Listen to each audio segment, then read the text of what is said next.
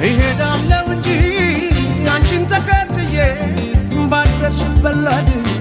በዋልሽበት ውዬ በአካል በመንፈሴ መች እለይሻለሁ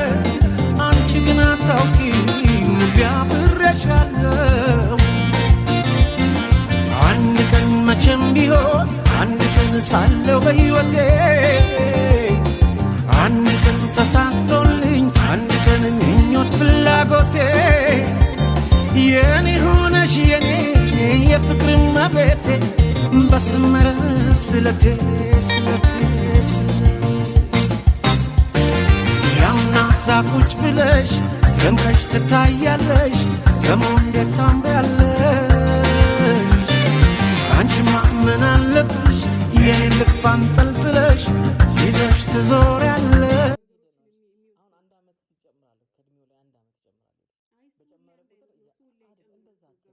ነገሮችን አንድ ናቸው ብለሽ ማሰብ የለብሽም እድሜ እኮ ቁጥር ነው ቢሆንም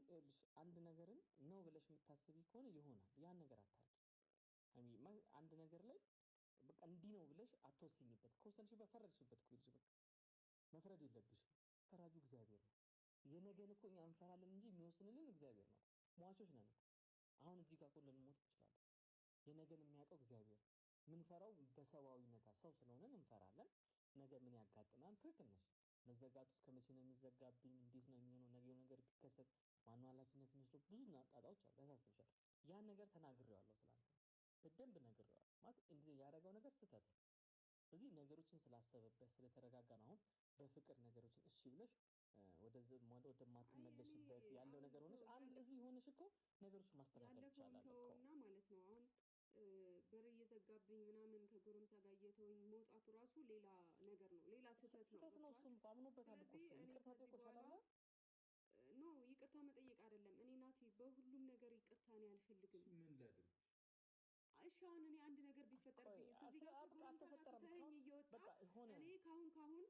ምን ተፈጠረ እያልኩኝ በሬን ዘግቼ ምግብ ሳልበላ ምናምን መዋል የለብኝም አንተ እስክትመጣ ድረስ አንተ ዝም በል ይኸውልሽ አንዴ ነው ስሚ አንዴ ተረጋጊና ስሚ እባክሽ አይደለም ስበብ አይደለም አንተ ዝም በል ስበብ አይደለም ትክክል ናት እኮ የምትናገረው ነገር ትክክል ናት ይሄ ልጅ ግን ጸጽቶታል ስለጸጸተው ይኸውልሽ እኔን ጠርቶኝ ነው ይሄ ነገር እየሆነ ያለው አይደል እያናገርኩሽ ያለሁት ስለዚህ ምን መሰለሽ